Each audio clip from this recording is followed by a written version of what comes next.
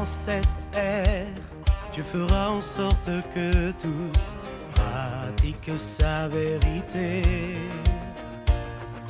que tous vivent sa parole et l'aiment sincèrement. La parole de Dieu est la base de leur vie. Tous ont un cœur. Au nom du Père et du Fils et du Saint-Esprit, que Dieu notre Père et Jésus-Christ notre Seigneur vous donnent la grâce et la paix. Béni soit Dieu maintenant et toujours. Frères et sœurs en Jésus, en ce samedi, nous faisons mémoire de Saint Benoît Abbé. Oui, il bénit le Seigneur, celui qui met sa confiance dans le Seigneur, celui dont le Seigneur est l'espérance. Dans les lectures, nous apprendrons quelles sont les difficultés qui attendent le serviteur de Dieu, les messagers de Dieu. Ensemble, demandons-lui, particulièrement à nous tous baptisés, de pouvoir témoigner avec courage et persévérance du message de la bonne nouvelle, surtout dans notre société d'aujourd'hui où la peur et la crainte nous empêchent quelquefois de vivre ou de révéler notre foi. Ensemble, prions. Dieu qui fait de Saint Benoît un maître spirituel pour ceux qui apprennent à te servir, permets, nous t'en prions, que sans rien préférer à ton amour, nous avancions d'un cœur libre sur les chemins de tes commandements, par Jésus-Christ ton Fils, notre Seigneur et notre Dieu, qui règne avec toi et le Saint-Esprit, maintenant et pour les siècles des siècles. Amen. En cette ère, Dieu fera en sorte que tous pratiquent sa vérité, que tous vivent sa parole. Lecture du livre d'Isaïe. L'année de la mort du roi Osias, je vis le Seigneur qui siégeait sur un trône très élevé. Les pans de son manteau remplissaient le temple. Des séraphins se tenaient au-dessus de lui. Ils avaient chacun 6 ailes, 2 pour se couvrir le visage, 2 pour se couvrir les pieds et 2 pour voler. Ils se criaient l'un à l'autre, « Saint, Saint, Saint le Seigneur Dieu de l'univers, toute la terre est remplie de sa gloire. » Les pivot des portes se mirent à trembler à la voix de celui qui criait, et le temple se remplissait de fumée. Je dis alors, « Malheur à moi, je suis perdu, car je suis un homme aux lèvres impures. J'habite au milieu d'un peuple aux lèvres impures, et mes yeux ont vu le roi, le Seigneur de l'univers. » L'un des séraphins vola vers moi, tenant un charbon brûlant qu'il avait pris avec des pains sur l'autel. Il l'approcha de ma bouche et dit, « Ceci a touché tes lèvres, et maintenant ta faute est enlevée, ton péché est pardonné. » J'entendis alors la voix du Seigneur qui disait, « Qui enverrai-je? Qui sera notre messager? » Et j'ai répondu, « Moi je serai ton messager, envoie-moi. » Parole du Seigneur Tout-Puissant, nous rendons grâce à Dieu. En cette ère, Dieu fera en sorte que tous pratiquent sa vérité. Le psaume 92 pour notre méditation. Le Seigneur est roi, il règne éternellement. Le Seigneur est roi, il s'est vêtu de magnificence. Le Seigneur a revêtu sa force. Le Seigneur tient bon, inébranlable. La terre tient bon, inébranlable. Dès l'origine, ton trône tient bon, depuis toujours tu es. Tes volontés sont vraiment humiliables. La sainteté emplit ta maison, Seigneur, pour la suite des temps. Le Seigneur est roi, il règne éternellement. En cette ère, Dieu fera en sorte que tous pratiquent sa vérité. Alléluia, Alléluia, Alléluia. Heureux êtes-vous si l'on vous insulte à cause du nom de Jésus-Christ. L'Esprit de Dieu repose sur vous. Alléluia, Alléluia, Alléluia.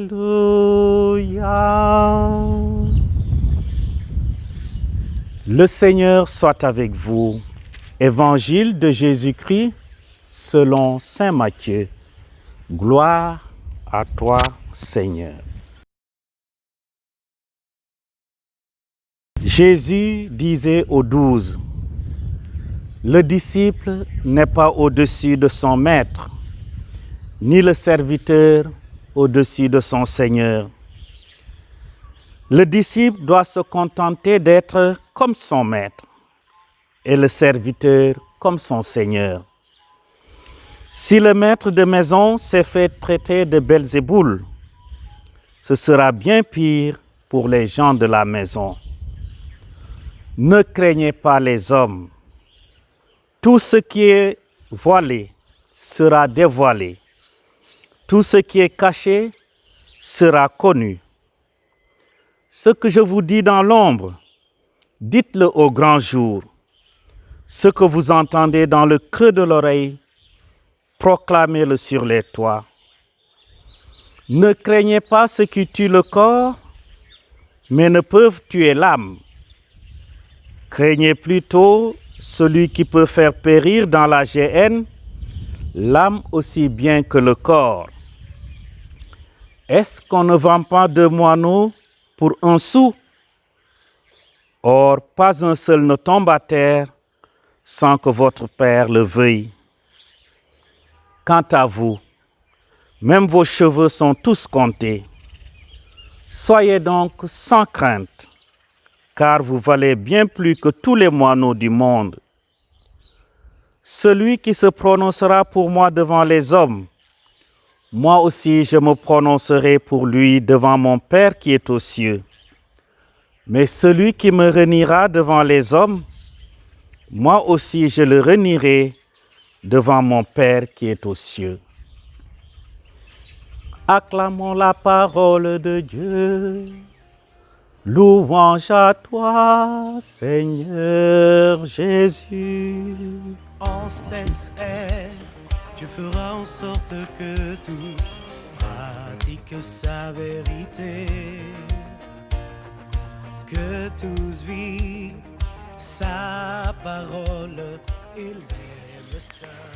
Chers frères et sœurs, en ce samedi de la 14e semaine du temps de l'Église, temps d'espérance, d'action et de persévérance dans la foi, dans l'amour, la parole de Dieu qui nourrit notre prière et notre méditation nous appelle à revoir notre vocation, l'appel de Dieu, cet appel dans la vie personnelle de chacun, la certitude et le courage de notre engagement comme véritable témoin de la bonne nouvelle et les conséquences qu'il peut engendrer. Jésus a choisi ses apôtres. Il leur a donné son pouvoir. Il les a envoyés, leur dressant le portrait du vrai apôtre. Aujourd'hui, il parle des dangers et difficultés que peuvent rencontrer ces apôtres. Mais avant, nous allons revenir sur le récit de la vocation d'Isaïe. Ce récit renouvelle certainement dans nos cœurs la rencontre avec Dieu. le cadre majestueux et très solennel décrit par le prophète Isaïe nous invite à entrer dans la profondeur du mystère de Dieu, 3 fois saint. Cette révélation de la sainteté de Dieu dans toute sa splendeur et sa gloire détonne, nous l'avons entendu, de l'imperfection de l'homme. Et c'est pourquoi Isaïe, craintif et terrifié, se sent incapable, peut-être même indigne. Crainte et peur de la part du prophète, mais pas d'hésitation dans l'engagement, dans le don de ce qu'il est, car la toute-puissance de Dieu et l'ardeur de son feu d'amour feront sa force et sa pureté. Samay mbokk yi, oote Isaïe ci njàngat bi jiitu ni oote ak tànneef gi ñu jot ñun ñëpp ci pexe baptisé bi. Yonent ba Isaïe uyu ci oote Yàlla mi di sellaay gi ak kàttan gi. Yàlla mi bëgg a feeñal ndamam ci biir àdduna si sépp di naan kan lay yónni, kanay dooni suma ndaw. Jaare ci nit ak néew dooleem tax ba Isaïe ragal tiit ndax diisaay u yen gi. Wande ni nu ko dëggee teg na lépp ci loxo ki di borom kàttan, ki di yërmande. Jébalu na di ci kaw mën-mënam, wande ci kaw yaakaar gi mu am ci Yàlla aji sellaay. Être messager de Dieu, oui, c'est tout d'abord accepter de se laisser façonner par lui, se laisser purifier et renouveler par sa grâce et sa miséricorde, mais aussi garder confiance, persévérance et courage. Il s'agit, comme le dit Jésus dans l'Évangile, d'un pas à pas avec lui dans les joies et les difficultés inhérentes à toute proclamation de la bonne nouvelle. Le serviteur de Dieu, son messager, sera donc celui-là qui, dans la limite de ses imperfections et malgré l'hostilité environnante, restera fidèle à sa mission pour que la gloire de Dieu emplisse la terre. La peur et la crainte que le prophète Isaïe a su dominer ne doivent être des obstacles à notre ardeur missionnaire. Malheureusement, bien des fois, nous vivons et acceptons des situations de peur, de crainte dans le témoignage de notre vie chrétienne. La pression sociale, l'attrait du matériel, la tiédeur religieuse et le refus de la contradiction nous amènent à choisir la tranquillité du coin de feu de pierre, comme le disait quelqu'un. En effet, le témoignage chrétien que nous devons rendre dans une société de plus en plus hostile à la vérité, à la justice et à la paix, une société matérialiste et aveuglée par le loisir, ce témoignage s'armera de courage et de confiance en Jésus qui nous en a montré la voie dans sa passion, sa mort et sa résurrection. Oui, il l'affirme lui-même, le disciple n'est pas au-dessus de son maître.